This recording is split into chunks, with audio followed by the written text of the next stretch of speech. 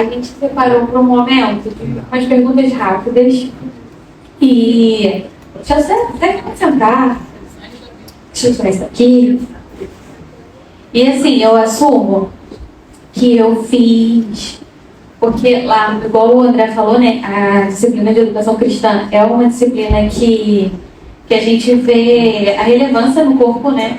E seria impossível o senhor trazer a disciplina de um semestre inteiro. Até na faculdade a gente fica com gostinho de querendo mais, por ser uma vez por semana. Mas eu separei algumas perguntas, algumas o senhor já falou, então toda hora quando alguém daqui fazer alguma das perguntas que eu separei da apostila, eu falo assim, ai, minha pergunta!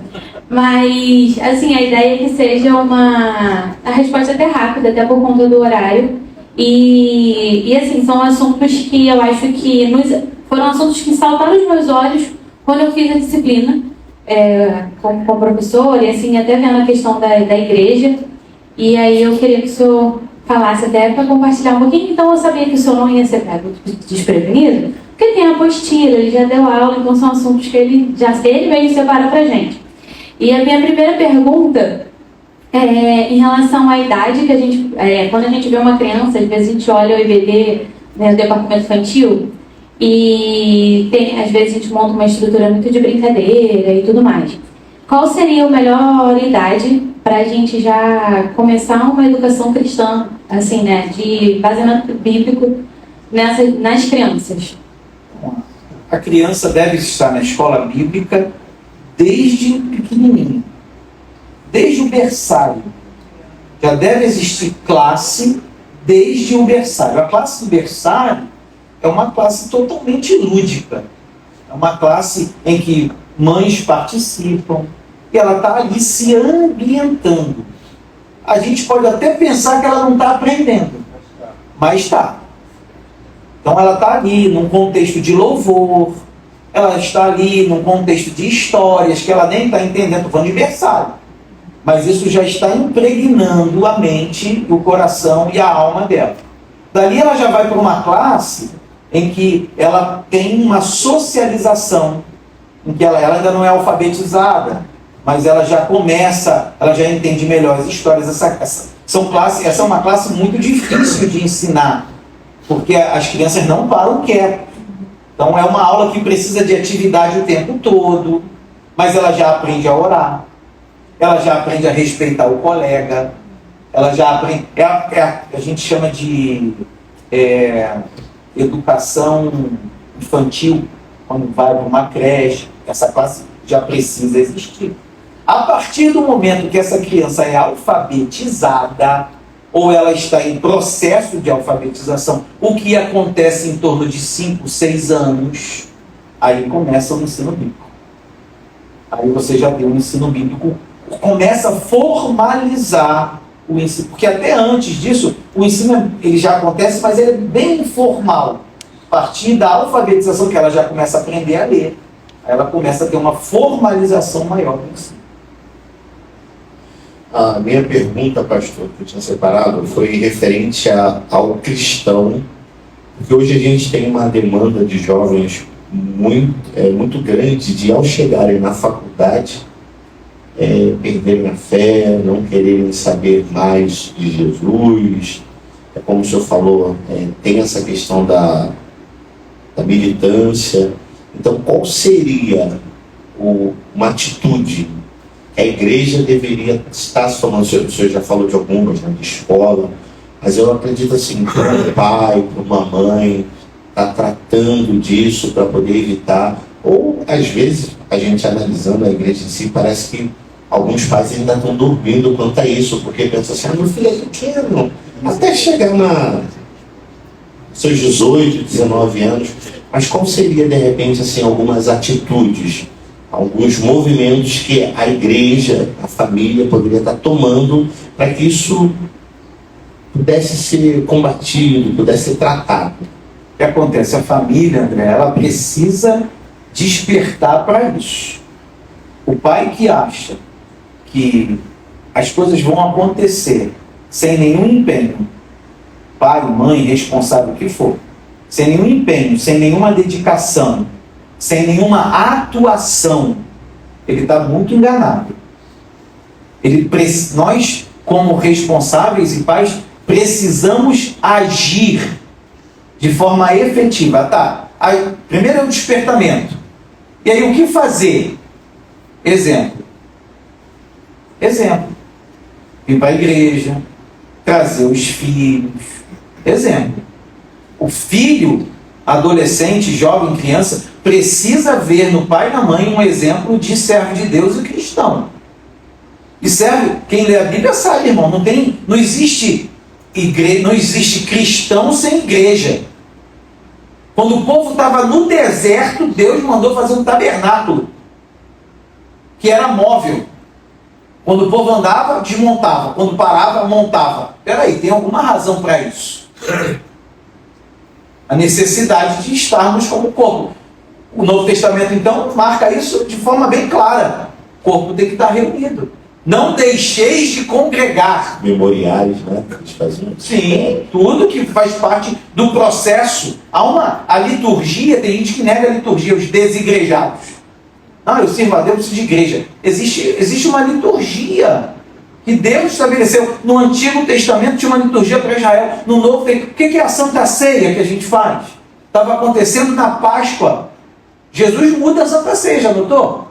Como é que era a Santa Ceia judaica? E é até hoje. Cordeiro, ervas amargosas, pães asmos. O que Jesus faz? Pão e vinho. Cordeiro já foi morto. As ervas são um sofrimento. Então está aqui o meu sangue e o meu corpo. Então a liturgia faz parte do nosso processo. Nós aprendemos com isso. Traz a nossa memória. Então esse é um exemplo. Segundo, o pai precisa andar lado a lado. O pai e a mãe têm que andar lado a lado. Tem pai e mãe que acham que assim, trouxe para a igreja e acabou. Não. Tem que trazer, tem que vir, tem que trazer, mas tem que estar lado a lado. Ensina o menino no caminho. Eu acho isso lindo. Pode olhar a versão, não é o caminho, é no. Eu, como professor de português, posso falar muito claramente sobre o uso da preposição. No caminho. O que Moisés manda o povo fazer? Quando acordar, quando for almoçar, quando for deitar, lembra as palavras. Então, tem que acompanhar. Não pode largar de mão. Está lendo o quê? Está assistindo o quê? O que foi falado na aula? Qual é a sua dúvida? Deixa eu te ajudar. Tem que ensinar no caminho. Isso aqui dá uma discussão longa. Porque são várias etapas e várias situações, várias fases também do crescimento, do amadurecimento. Tem fase que você tem que cobrar mais. Aqui quem manda sou eu, vamos embora. Tem fase que isso já não adianta. Tem fase que você tem que trabalhar a argumentação. Tem fase que você tem que deixar em xeque quem a pessoa é.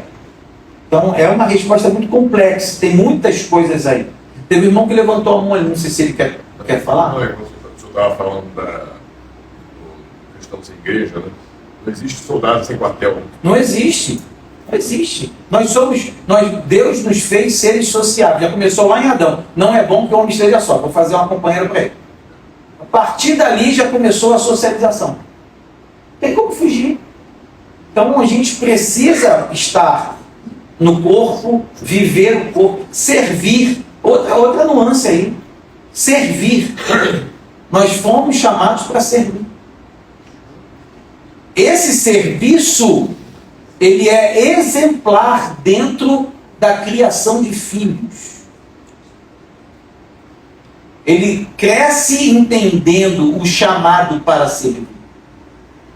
Porque hoje não, sempre, nós temos uma tendência de ser servidos. É mais fácil, mais gostoso, mas não é nosso chamado.